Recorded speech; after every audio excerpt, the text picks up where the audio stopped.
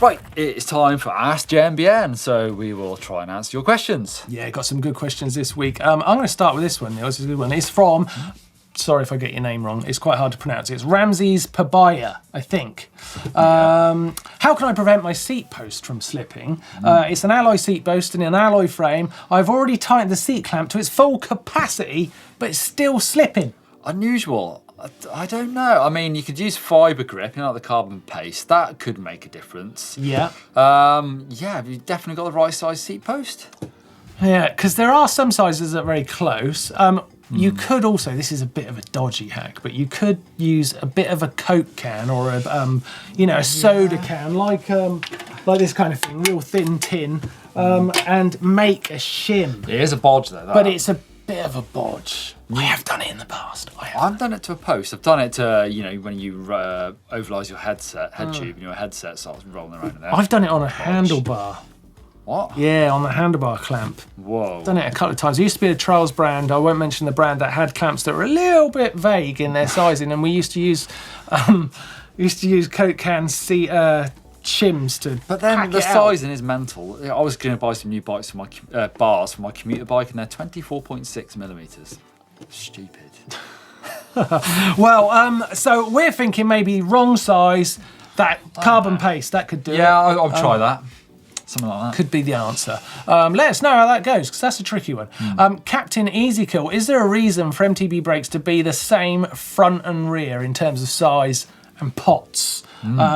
Both cars and motorcycles often have big brakes on the front and smaller ones on the back. What do you think, Neil? Is there? I mean, I run a bigger disc on the front. Yeah, that is quite common to have a bigger disc on the front. I actually don't on most of my bikes now, to be fair. But yeah, you can run up to 200 on the front, even bigger now, actually. Yeah. I wouldn't want to run a 4 pot on the front and a 2 on the rear. I think they're quite a lot different. Yeah. Like, I think they would feel different to pull, so I wouldn't necessarily want to do that. You could. It would work, that one. Yeah, it would play, honestly, would play in my head. If I had different amount of pots on the back to the front, I'd be freaked out. You know, sometimes you see people run different brand brakes. What, you mental? Oh, Neil, that's just the worst. Yeah. I wouldn't be able to ride the bike. I'd be like, sorry, this bike doesn't work. The brakes don't match. I just could not do it.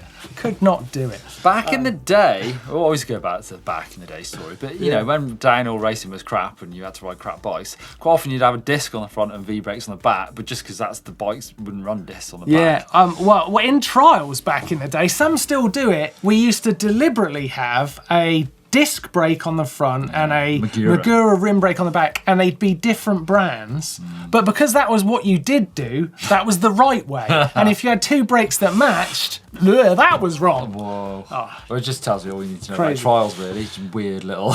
It really does. It really does. It's as good a description as any. What about this question here from Nick Gottron? And he says, hi guys, I've been putting off changing my tubeless tyre because I don't know exactly how much sealant to put back in. Please help. It says, please help. Tells you on the back of the thing. So Conti say for 2 inch to 2 wide inch tyres go for 80 to 100, or that is a 2.7 US fluid ounces.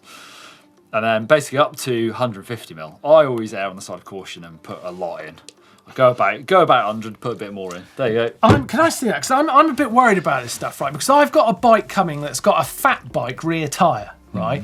I know that it's not tubeless set up, and everyone who's got the same bike as me that I've ordered is saying you've got to go tubeless. It's a bit more difficult. I'm terrified because I've never put a tubeless tyre together. So on tape, Neil, will you do it for me? Get Dottie to do it. Tubeless on fat tyres is a little bit harder. Is it? I think you have to buy a proper kit. I mean, I'm sure it's doable. And you have to get 20 of these to put in there. Well, while we're talking about tubeless tyres, let's take a look at Henry's tubeless tyre hacks. Now, with all your sealants, it's really, really important to give them a good shake beforehand. You don't want to just leave all the kind of thicker bits for a later date and pretty much just get watered down goodness at the top. So give it a good shake before you do. And now we're going to talk about the little added bits you can do. So a really good one is actually just black pepper ground up.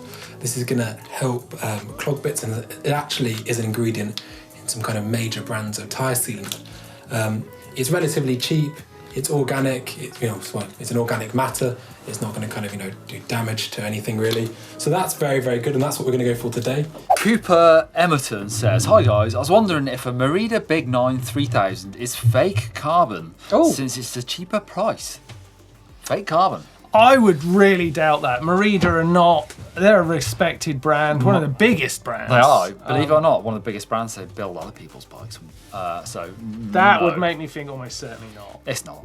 No, if it's a Merida brand, it's fine. I mean, is it a real Merida? I guess getting into dodgy water there, but I doubt it. I don't know. Doubt it.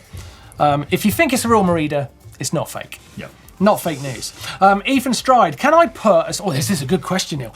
Ethan Stride, can I put SRAM NX 1x12 in the same place as my current 3x9 without changing my hub? So a big step up in componentry. Will it fit? Yes, probably. Wow. So from NX up, they start using their own XD driver. But NX is the cheaper one. It will fit a normal old school Shimano splined rear hub. You just got to make sure with your hub manufacturer, it should fit on there.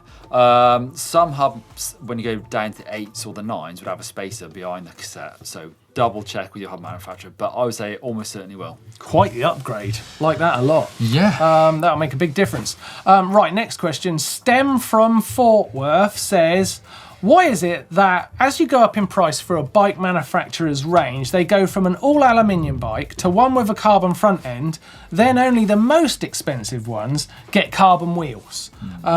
If less rotational weight really does make the biggest difference to handling, wouldn't it make more sense to have an alloy frame with carbon rims rather than just a carbon front rear triangle? I get it. I would think not though, because actually carbon rims aren't necessarily lighter than aluminium rims. Sometimes they overbuild them. But you've got to think as well that bike manufacturers are trying to sell bikes, not necessarily other people's wheels.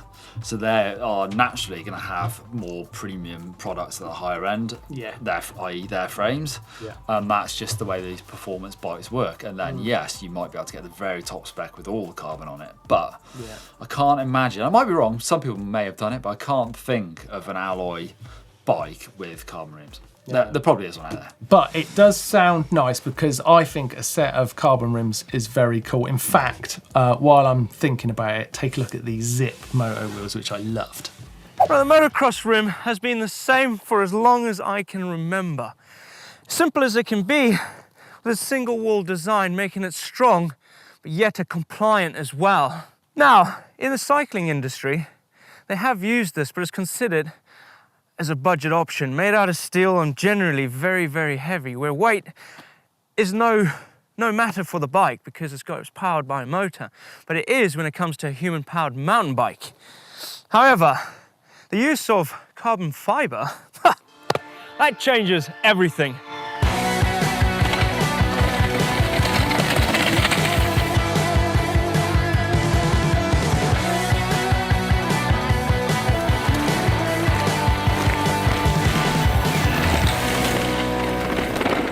Kevin Van Pratt, if I switched from my hardtail cross-country bike to a full-size trail bike, like a Canyon Neuron, Blake's got one of those, would this also be suitable and comfortable for long, flat cross-country rides? I generally ride XC in the flat region of Belgium, so I'd like to have a bike that I can use on heavier terrain. Nah, you could do that. Definitely. Yeah, absolutely. I would be, I mean, I do that, same sort of things, not necessarily that hilly where I live, and I'll ride a trail bike on some big old mileage. Yeah, those things shift these days. Yeah, absolutely. Really do. I think one of the biggest differences in bikes now is like when you pedal, you don't get that. What was that called when it used to bob? Oh, yeah. Man. Used to be awful. Azarator says, why are mousses so uncommon in MTBs? They seem to be really good for hard enduro and motocross, so why are they so uncommon in MTBs, he asks again. People have tried and never really succeeded with mousses. I used to have them on my enduro bike and they're a pain in the behind to fit. So when you wear out your tyre, it's a nightmare. It's like a 2-hour, well, I wasn't very good at it. It's a 2-hour job flipping, change the thing around.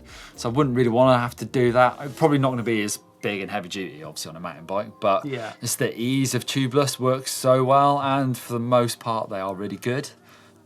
Good enough for me to not ever think, oh, I wish I had mousses. Oh, wait, you're not talking about mousses? Oh, no. Oh. your bib mousse, you know, the Michelin bib mousse, they're flipping expensive as well. They're like 150 quid each, Messy, aren't they? weren't they? Messy. Well, I used to actually take them to my friend's house because he would fit them. He had a mousse board. Moose board.